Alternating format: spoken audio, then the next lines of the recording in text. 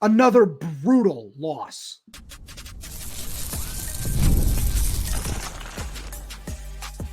You are Locked On Huskies, your daily podcast on the Washington Huskies, part of the Locked On Podcast Network, your team every day. Welcome back in to another edition of the Locked On Huskies podcast. I'm Roman Tomashoff. That's Lars Hanson. He's site editor with Athlon Sports Inside the Huskies. I'm the site editor with Huskies Wire. Thank you for making this your first watch or first listen of the day. So we are part of Locked On Podcast Network, your team every day. And today's episode is brought to you by FanDuel. Place your first $5 bet. You'll get started with $200 in bonus bets guaranteed. Visit FanDuel.com to get started. Lars, thank you for joining us as you are, as all the everydayers on YouTube can see, live from the press box in Iowa City. We really appreciate you being with us, even though some other beat writers might have kicked you out of the spot you were originally in. We don't need to go into that. We're going to get into every ugly aspect of this game: special teams, defense, offense, play calling, touches, missed field goals. This game had it all. We'll get to all that. Where do you want to start? Because it feels like the only place to start is to ask the question with everything. I just heard from our good friend Jake Butt, friend of the program, who asked what happened. And I told him, and he said, so everything that won them the game last week cost them this week? And I said, that's exactly right. And it makes it feel like rock bottom, does it not? I mean, I still think that you could actually do worse than they did today. And the reason why I will say that is what I asked Jonah after the game. You've outscored all 7 of your opponents. You have 3 losses. Outgained.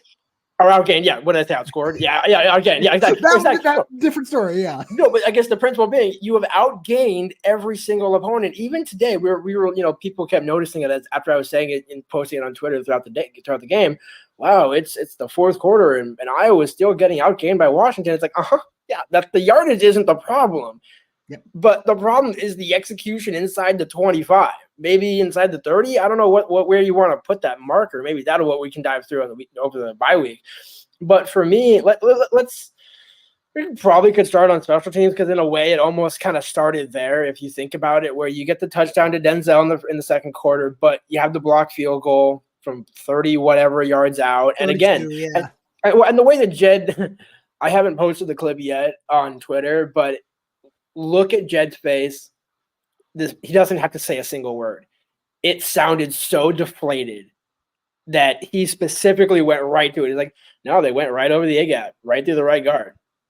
And it was like, I don't know what else to say. Like, here's what happened. Like, this is the problem. It wasn't this guy came really good or a jump or anything like that. It wasn't even a jump. It was straight up, just right up the middle. And from that moment on, it seemed like, okay, kicking game out. And not even just the field goal respect of it.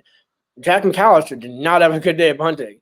Grady Gross did not have a good day kicking the ball off. I mean, Iowa averaged what? They were starting in 32 or if not even better. I think at one point they were at their own, I want to say 35 or 36.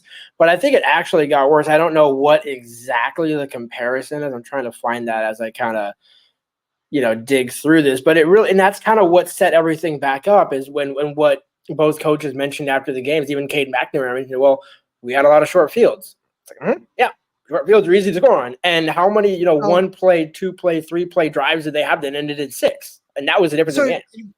You're right. Well, they also had a whole lot of those that ended in 3 too, which is almost a bigger problem because that just tacks on and adds on, where that 10 points they scored right before the half to go up 20-10.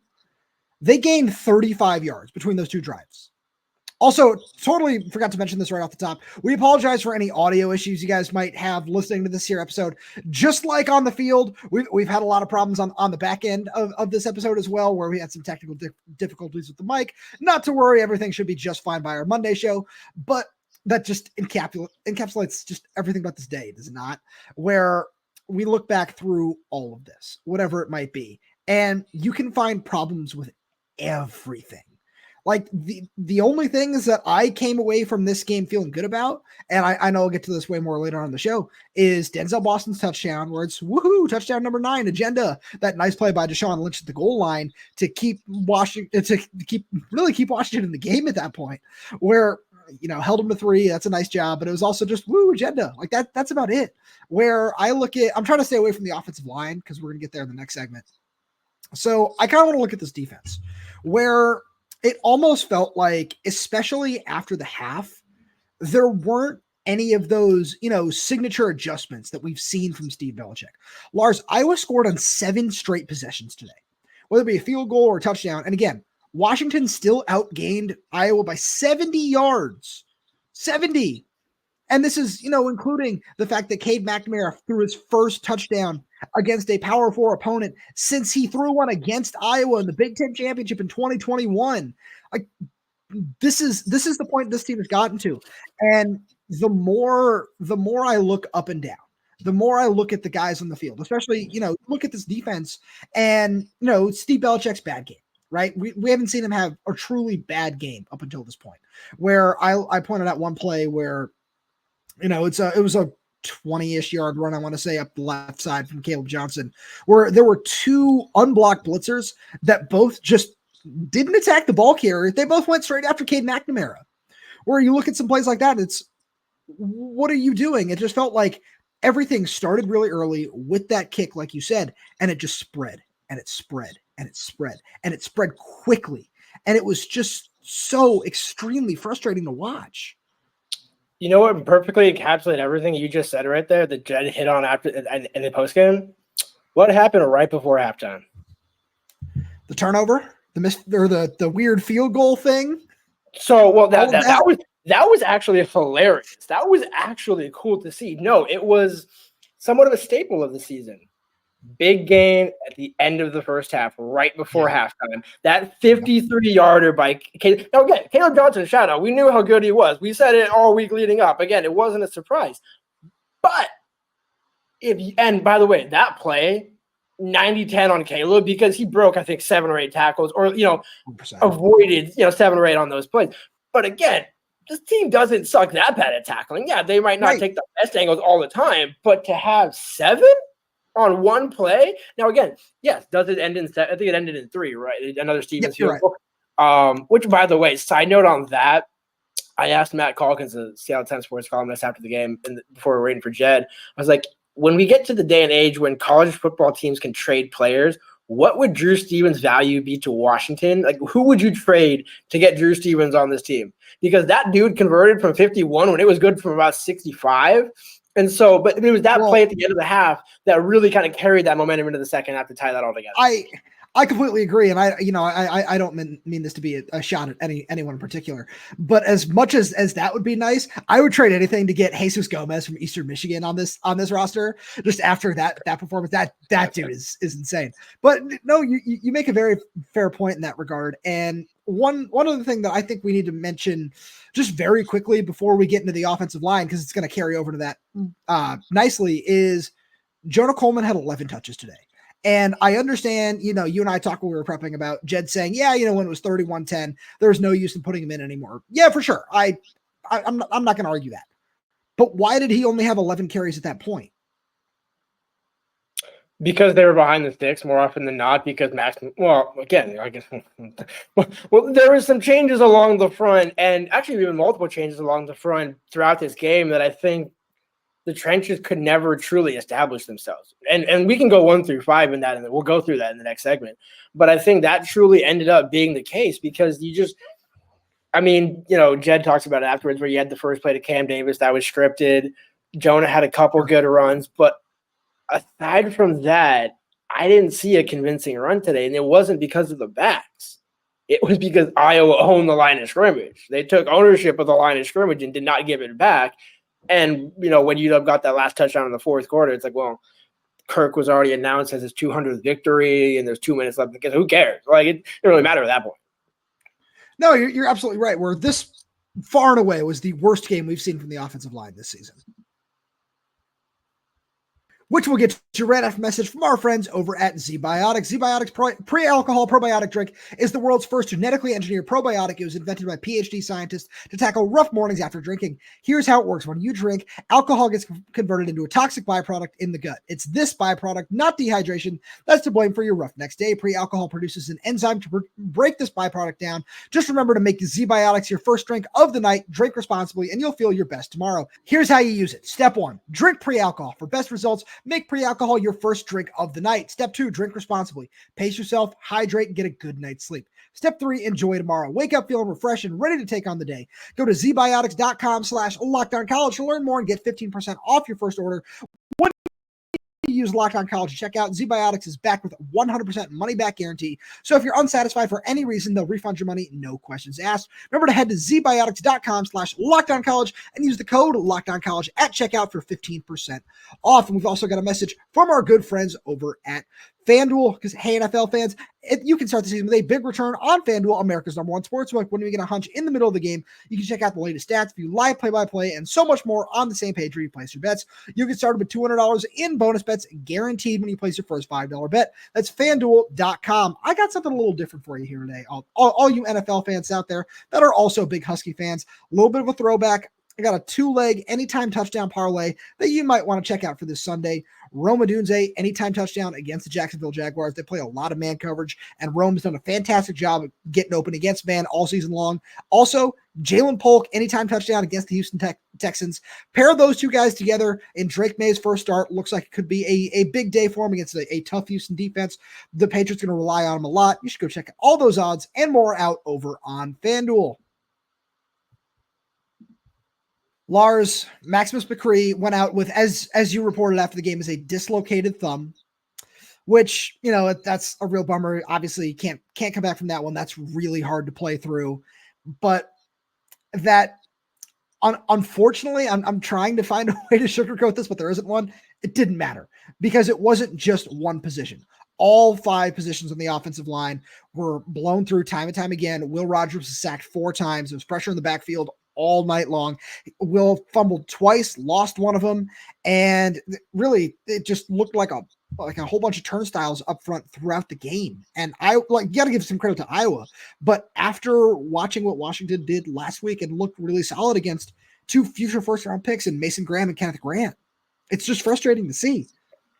Yeah, and you compile that with, guard was, I think, listed as questionable last week and ends up starting against Michigan.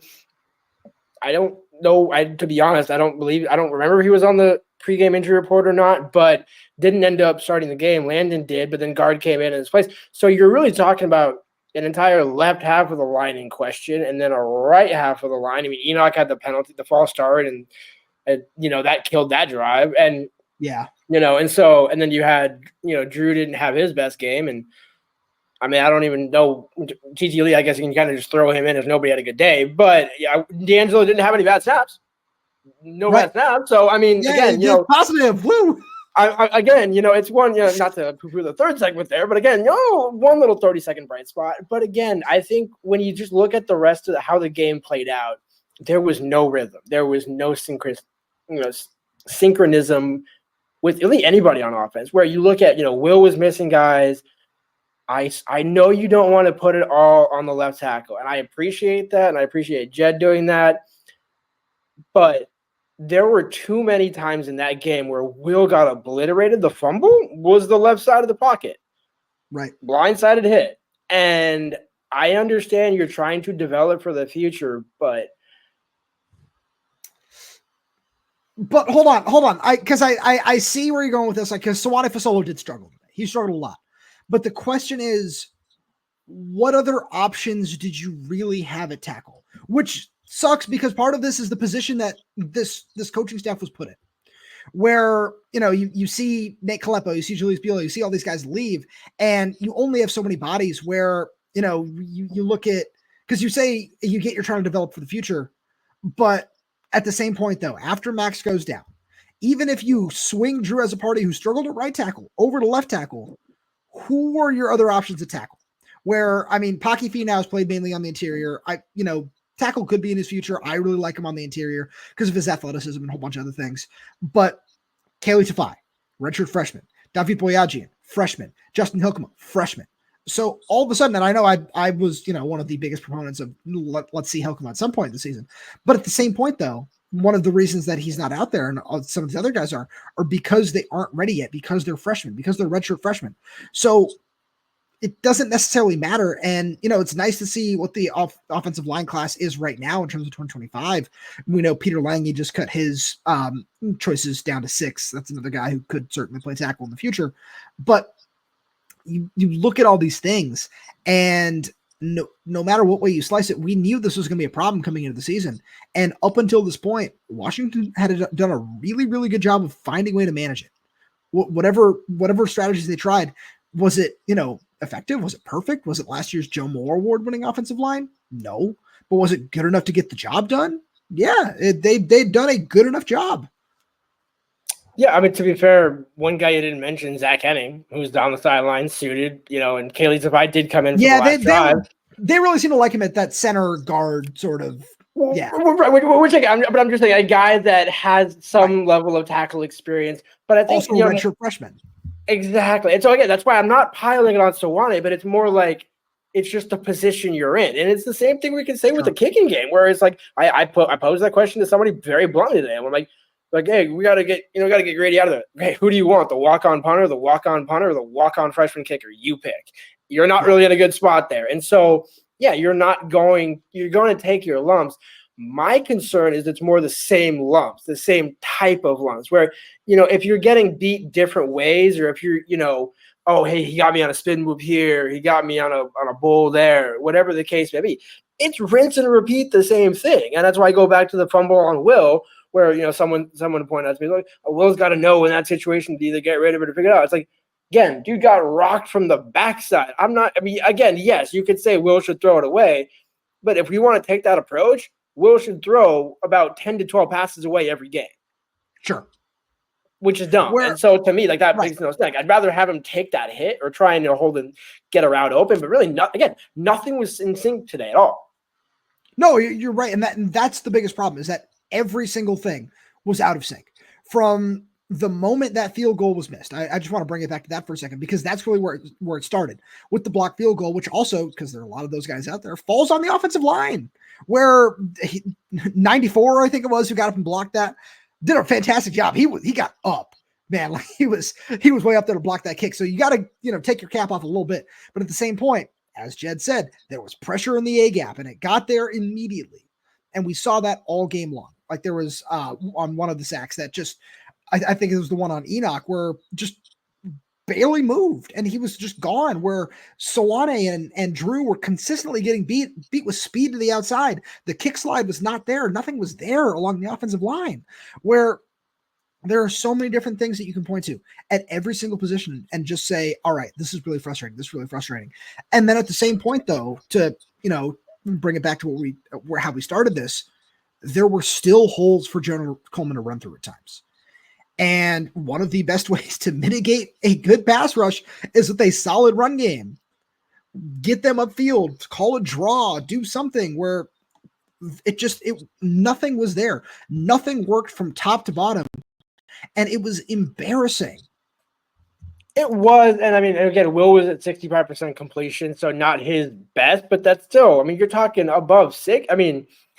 But again, how much of that is on Will? Because I think, Jedd pointed out, you missed a go ball, you missed a couple of others. And it's like, right, how much of that is the pressure? How much of that is on Will? But again, it still gets back to you can never get in sync today. So no matter what you tried to do outside of the first 15 scripted plays, which again, Jedd is, like I said that during the week, Jedd's always going to hit in the first 2 drives.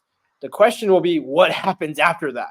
And today was basically a summary of that, where he started out somewhat fine beside the block. And then it was almost like the block was kind of a cue into like, this game's going to go a little sideways here. Yeah, that's kind of how it felt, where at first it was kind of like, oh, this is just going to be a weird game at Iowa. And then the field goals, it was, oh, this is going to be a weird game at Iowa. And then the second half, and it's, oh no, this is a train wreck that we can't look away from because we get paid to do it. But I think this is, as much as we want to say about this, we kind of have to move on to the rest of the game, because it all starts up front. If you can't win in the trenches, you can't win in the Big Ten. But it all just leads into a larger point, Lars, that there was really nothing positive that we could take away from today's game. which we'll get to right after a message from our friends over at Robinhood, because with Robinhood Gold, you don't need a silver spoon to eat up the financial favors of the 1%. Robinhood Gold allows others to get the rakes and purse usually reserved for the high society. Now, the resourceful individual with Robinhood Gold can earn the very liberal rate of 4.5% APY on uninvested cash, receive unlimited 1% deposit bonuses, and be rewarded with a handsome 3% retirement boost on an IRA account. Robinhood Gold provides the privileges of a high net worth for any net worth. These generous benefits are now available for only $5 a month. The new gold standard is here with Robinhood Gold. You can sign up at robinhood.com/gold.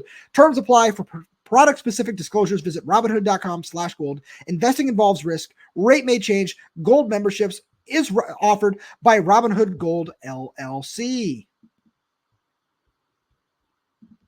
Lars, there's nothing to be positive about here. And as much as, we talked about the offensive line, it really was just so frustrating early on, where one thing that I kind of want to get into here is there's been this, this propensity to play young guys, right? Whether it be Adam Muhammad, Damon Williams, where we've seen a lot of people calling for, all right, season's over, time for Damon Williams to start. I don't think we're there. I like using him in the role that he's been so far this season, especially with Will, who obviously, outside of today, has been more than solid all season long. Even today, he wasn't terrible. He made a couple of really, really bad plays, but he hasn't been terrible this season. But it almost feels like they've kind of gone away from certain things that have worked in that regard, where, you get Rashid Williams was wide open on the second play of the game on that flea flicker, and the ball was underthrown. But it felt like after that point, we didn't see a lot of Rashid Williams, where, we've talked about it for a lot of this season. We haven't seen a lot of Jeremiah Hunter, where you can go up and down the list where, Audric Harris is somebody who he made a couple plays at the end of the game, where it feels like his role is somewhat specific, especially as a true freshman. But another guy where we haven't seen him in the before, today, since the Washington State game. And I think when we look at this and we look at it, it's just kind of, there needs to be a little bit more consistency shown from this coaching staff in a whole lot of different areas. Yeah, well, I will say Rashid did have 6 targets, 4 catches. But a lot of that came at the end, though, with Demond. Right. That's what I'm saying. Right. I just remember seeing him a couple of times in the first half, because the one that gets me is Jeremiah 1 for 3 for 15 yards. 1 catch, 3 targets. 3 targets. 3. Yeah. Now, again, Giles has kind of been the X factor, the guy that can get open pretty much anywhere on the field. But, to me, I don't – in a way, Jedd almost kind of admitted to something after the postgame that, the more I started thinking about it, the more it's a dead-on fact. This year is building a bridge to the future. Jedd's trying to basically implement what he wants to do for the next 5 years in year 1, but still pay homage to, Will, some of the veterans. Sure. Say, hey, we can't just, again, you can't rip Grady's 100%. Captaincy from you. You can't bench Will for throwing 2 picks. Because, by the way, what happens if DeMond throws 3 in a game? Do you then take him back out? You can't mix and match, but they're really stuck between a rock and a hard place. So exactly, or that's part of the problem here, where I just feel it's worth mentioning, where it's, some of those things when they were working early on were successful. I'm not saying like, it's time to go to the young guys. It's time for that to happen. No, that's not where we are. It's just a matter of like, somebody we talked about the other day where, 7th year safety Justin Harrington is on this team. And we've seen, some struggles in pass coverage, and especially, today where Kate McNamara throws 2 touchdowns. It's all right. Give him a shot. Where is that? It's something like that, where there are old guys and young guys in that same vein, where I think that's something that can certainly be a little frustrating, where, you talk about building a bridge, and it's true, because that's exactly what this is, where you said it, perfectly before the season started, where this isn't going to be Jedd's 1-11 Arizona team, but it's also not going to be last year's 10-2 Arizona team. It's going to be somewhere in the middle. And I still like the foundation of where this is, and I'll get to no positive takeaways. I'll get to that. I like the foundation of where this is. I like where this is going. I like the recruiting classes, but there have been a lot of things that should give you a lot of pause about where this team is right now, because the red zone play calling, the way you're handling, somebody like Jonah Coleman, even with Adam Muhammad on the roster, where that's the future position, the way that's been handled is poor. The way that the way that you've handled a lot of, just a lot of these key situations is poor. Where you could, because you talk about building a bridge, you could be sitting here at 6-1. You could very easily be sitting here at 6-1 saying the same question. And we're going to be sitting here saying that was a really ugly loss. But at the same point, we're looking at this and we're saying, all right, but we see the vision. We get where it's going, and you had a bad game. And it's going to say that's an unacceptable bad game, but it's still a bad game and nothing more. But we get into all these problems, right? We get into all these different little things, and you just kind of worry because this isn't what we like. I'm going to take this back from a just the perspective of what I have growing up with this team. This isn't getting rid of Tyrone Willingham for Steve Sarkisian. That's not where we are in terms of this Washington hierarchy. The last 2 years, especially, raised the bar of what this team is, raised the bar of what this team showed it can be.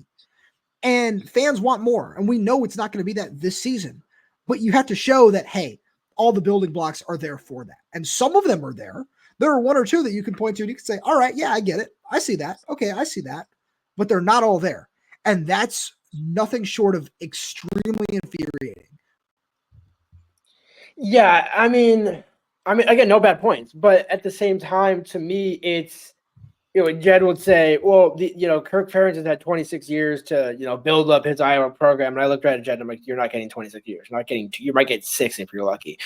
But the point is kind of fair where it's like, well, okay, well, he gets to get his players. But at the same point, everybody aside from one guy, maybe two, is brand new. So Jedd is the one that picked these guys. Jedd recruited all these guys. Max. Right. TT Lee, Enoch, Drew, everybody. And even we can expand to different positions. So at the same, I can kind of see the mixed bag of results. But to me, it's what I go back to when I asked Jedd, a couple of weeks ago. I said, what's the offensive identity? And he throws out more stats, and he did the same thing today. Where it's like, oh, we did this, we did that. It's like, but you really don't have an identity. You have a lot of nice pieces. It's like a showroom and a car dealership with no label. Sure. You got a bunch of nice cars, but you can't exactly. And you can describe what their identity is. Run the ball, play action, all that sort of stuff. But to me, we haven't truly seen that come to fruition in a win. I disagree with that because I think we saw it last week against Michigan. I meant in back-to-back games. What I'm saying, you haven't been able to repeat that performance is what I'm saying. So I certainly understand where you're going with this, but I think it's a little different where it's like, I don't know, man, there are so many things that you can look at in terms of not just this game, but the season as a whole, where you can look at it and point to Demond, you point to Adam, you point to Denzel, you on defense, you can point to some of these guys and be here a while, like Isaiah Ward, like Lance Holtzclaw looked solid. You can point at all these guys and you can say, all right, the vision is there. I get what you want to do with this. I get where you're going with this, but it just, you need to show more of this putting it together because there's nowhere else that you're going to look where you can talk about, the talent, because the talent is there. There are talented players that showed they can win big games because they did it 7 days ago. They showed that they can win big games. And the only question that you can ask at that point where, you look at some of these position coaches and you see how much some of these guys have grown. Example, John Richardson. Look at how much of that whole position group has grown all season long. And and linebackers as well. You look at them and you just say, yeah, that group has grown a lot. So you can take your hat off to Jedd and you can say, you did a very good job of hiring these coaches to put your players in the best position to succeed. What's going on? And there's only, and especially in the world of college football, there is one place that you can point that finger. Jedd. Yep. Play calling. And somebody asked me that too, where someone's like, you should ask Jedd if he's going to relinquish play calling. I'm like, yeah, I'm not asking a stupid question because I already know. If I can tell you the answer to the question, I'm not asking the question. And I say that knowing there's a lot of times I can probably ask, I can answer. I seem to pair Max was a thumb injury, but okay, the thumb. Cool. Awesome. Whatever. Cool. Thanks for the clarification. To me, Jedd's never going to relinquish play calling. And the problem is he's never going to address it either because what's one thing he said and made very clear. They move forward week to week. Yeah, you watch the tape on Sunday and you flush it and whatever. But the reason we're seeing these repeated things is they don't really change anything or address changes truly until after the season. So that's why, you know, when you mentioned the whole, hey, well, it's not 1-11, but it's not 10-2. Right. So I guess the leeway that Jedd gets is year one, but that bridge better be really solid to an 8-4, 9-3, you know, type season in 25 if you're going to really lean on that this season. And I think that's a defensible thing to do, but it's also a hard pill to swallow given where this program was just the last 2 years. Exactly. That's exactly where I'm going with that, where yes, there are ways where you can look at like, and that's why, you know, it's really funny whenever we see the Arizona fans in the comments saying this, that, and the third thing, which I'm sure we're going to see today. Hi. Yeah. We see ya. But that's what it is this is not Arizona. Now this is a Big Ten team coming off a national championship appearance. So the bar is not where it was. And that's what makes losses like this so frustrating, where this one in particular, this is hideous. This is gross. Throw this one away, burn the game film, all that sort of stuff. But you look at where this team should be, since, you know, this is going to be a big theme on the show this week, where we look at where this team should be going into this bye week versus where they actually are. And that's the worst part. Yeah, because they really should be, and today was a guaranteed loss. Zero chance they were winning today. Like, there was no chance. After halftime, there was no way they were coming back. I know people said, you know, 31-10 was when they really got out of hand. There was no momentum going. It was going into the third quarter. There was no momentum whatsoever. So today was a loss. Once Will threw the pick, the game was over. Yeah, and I mean, I kind of felt that game was teetering even slightly before that. But you're absolutely right. But the point is, you're still 6-1 after this. You're still 3-1 in the Big Ten. Right. That is massively different going into a bye week against the number probably likely 15-10 Indiana coming out of the bye. Like, man, this game was ugly. That might be a murder if things don't change in a hurry. Like that, because you asked me to lead the show. Is this rock bottom? That might be rock bottom. I don't know about that with the whiteout at Penn State coming a few weeks after that, what that could turn into. But so I like where you're going with that. And I want to close the show on this note, where this is the happiest thing I'm going to say over the course of this show. The bye week could not come at a better time, where now you've got 2 weeks to, you know, fire the guys up, do whatever, get them some time off, get people like Zach Durfee healthy, get Sebastian Valdez, all these sort of guys healthy, which is great. You want to see that. That's going to be really helpful. But at the same point, now we have to sit with this for 2 weeks. So hopefully it fires up this team and gets them bought into a point where I don't think we saw some of that in the second half today, where that buy-in, once, you know, Kaleb Johnson kept imposing his will, it didn't feel like it was there. So these are all things that you hope you're going to see change. And Lars, we're going to be covering all those things on Locked On Huskies. So with that being said, thank you as always for being here. Get home safe. Thank you to all everydayers for tuning in. We really do appreciate your support. If you like all the content, we've got so much more fun stuff coming through just throughout the bye week. We're going to do some mailbag, some other fun stuff, looking back on the first half of the season, the good, the bad, the ugly, the not so fun, because, you know, that's part of what this season has been. So with all of that, for all of that stuff, make sure you subscribe to Locked On Huskies wherever you get your podcast, whether that's YouTube, Spotify, Apple Music, Amazon Music. We're there. We're everywhere. We're updating the channel for new content every single day. So make sure to click that like button, click that little bell so you never miss when we post a new video. Got any questions, comments, concerns, drop them right down below in the comments section. And if you're audio only, please leave us a 5-star review, as it does help us out a lot. Thank you so much for tuning in, and we will talk to you on Monday.